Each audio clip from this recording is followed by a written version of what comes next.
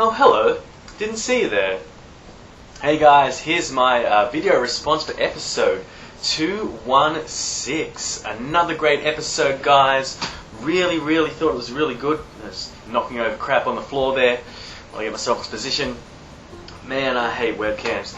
So, anyways, doing something a little bit different today. I'm using the microphone on the webcam. This is a Microsoft VX6000. Back in its heyday, 2 years ago, it was one of the best ones you can get. But as you can hear, the audio quality is kind of crap. And anyway, it's a shit camera. What are you going to do? But, you know, we're recording artists and, well, I guess we're not really selling artists, but we're recording musicians, so I like to try out different microphones and whatnot. Anyways, to the episode, PT's big move, not long to Tennessee. Good news, dude. So I guess you and Pappy may even be getting together for a lot more recordings of the episodes, which will be cool. I think there'll be a much different vibe if you guys are actually together and you can see each other. So, yeah, good news. What else is on the cards here? I'm going to try to make this quick. I've only listened to the episode once through, and that was on the drive to work and back. But I thought I'd get my obligations for the video responses out of the way, because seeing I'm getting a bit slack with them. So anyways, yeah, the wish list. Where is the link for the wish list on Sweetwater? I would like to know what you guys are interested in, because it's good to compare things. You know, we all like to play guitar, and not everyone likes the same things, obviously. And there's a lot of selection out there, and I could steal some ideas of what you guys like. Could end up being on my guest list. So, yeah, post up a link to that. I'd like to see that. Not that I'm going to buy you guys anything, but I'd like to see it. So anyway, Pipes, dude, my condolences for your dog. Sadly, I've never owned a dog at all. I was never allowed to have one as a child, so I've grown up without one. However, my girlfriend has 2 Siberian Huskies, and I've grown very attached to them. So, dude, anyway, I hope you're feeling better about it. So, anyway, PT, your adventure on the plane. Dude, that's insane. That's like 3.5 hours or so, you know, extra waiting time, and I have to say I'd be thinking the plane was going to die too. Although the first thing that would come to my mind is, I really hope nobody tries to sell my guitars for nothing. Just kidding. But dude, you made it to the episode, and that's the main thing. Alright, let's get to the meat of this, the interview with Jeff, is it Pershan from Gig Effects. I thought that was a really good interview, how he got into it, how he made his first pedal, the chopper, and you know what he wanted to achieve, and how his pedals are different. And checking out the website, I didn't realize that they all pretty much have the sort of foot controller with the sort of recessed controls. And I think that's a fantastic idea. I really do. I think it's really intuitive.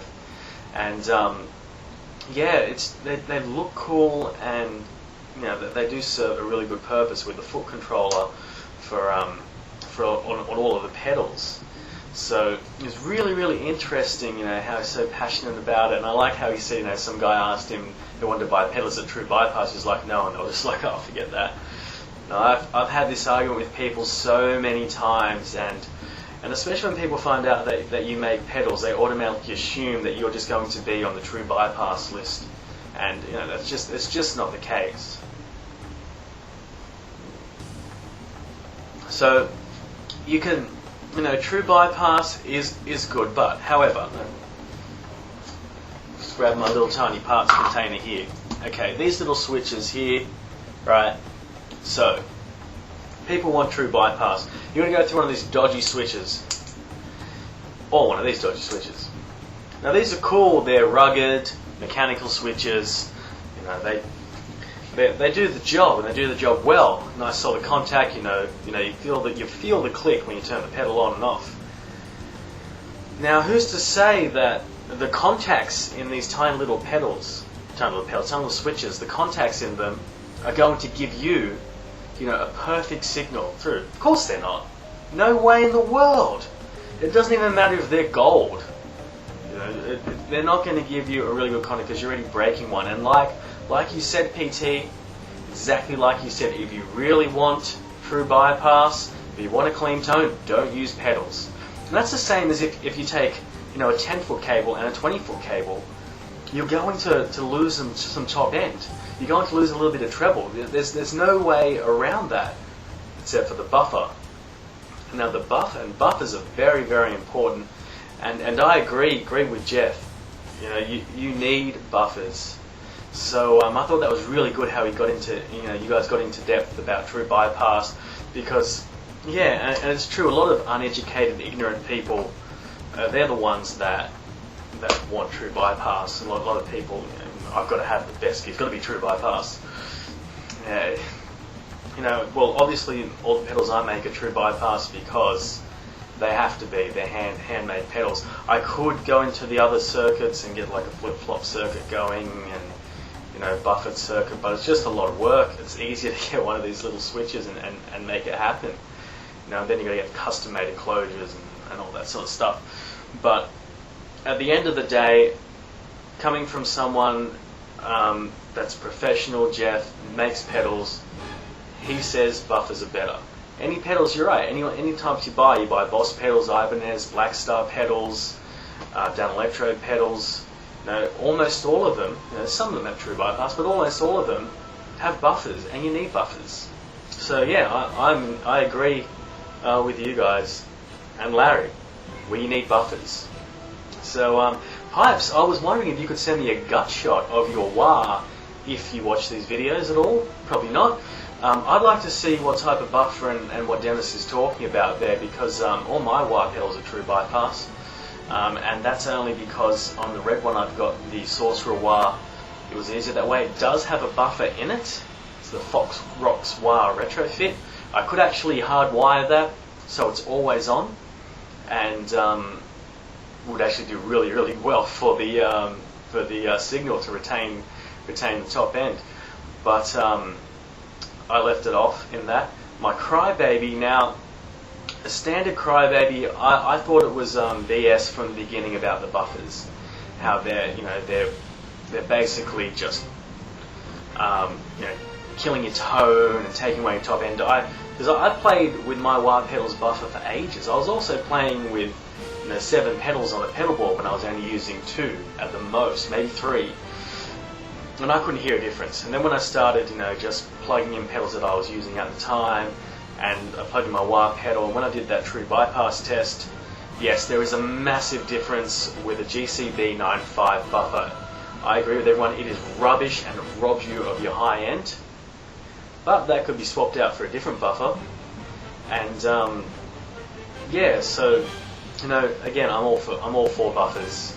If you really want true bypass, get active pickups or a tone kicker in your guitar. That way you will keep your high end. Not completely, because you're still going through mechanical switches and whatnot, but it's as close as what people are going to get.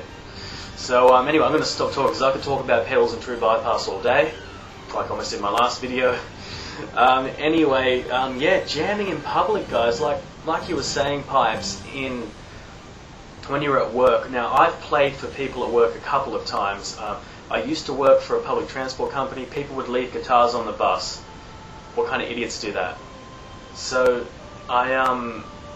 yeah, a couple of people, they knew I played guitars. Every time they walked into my office, I was on guitar websites and whatever.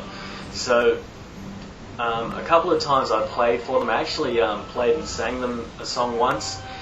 I think the difference is where I used to work, there are a lot of old people, like 60 plus, and they were just genuine old dudes that really appreciate when you play a song for them and things like that. So there was nothing negative about it. So, but for strangers, it's a little bit hard. Just picking out. I wouldn't do it where I work now. I haven't been there for long and that sort of thing. But yeah, I don't know if I'd ever really do that again in front of people. If I was prepared for it, prepared for a gig and that sort of thing, that's different. But just jamming out's a little weird sometimes. Actually, when I used to take guitar lessons, which were a waste of time, I remember I used to play and sing for my guitar teacher when I had ideas about songs and whatever when I was practicing things, and he told me that I was one of the only students that actually had the confidence to do that, that a lot of people that play guitar that he taught would not sing in front of him. They just would not, or won't play their originals in front of him. That's why you go to a guitar teacher, unless you're scared they're going to try to steal your songs. But come on. So yeah, no, I totally understand. But yeah, I've been there, and a couple of times I was nervous. But like I said, the old people were really, really, really supportive. I don't want to offend anyone when I say old people. They're just old compared to how old I am. So anyways, yeah, I better wrap this up. The outro song, Clint, I love that take on Little Drummer Boy. Little ambient. It's a great, great track, and I'm glad Alicia played it as an outro track. So anyway, guys, I better cut this short, so I'm out of here. Can't wait to episode 217, and yeah, bliss on, guys.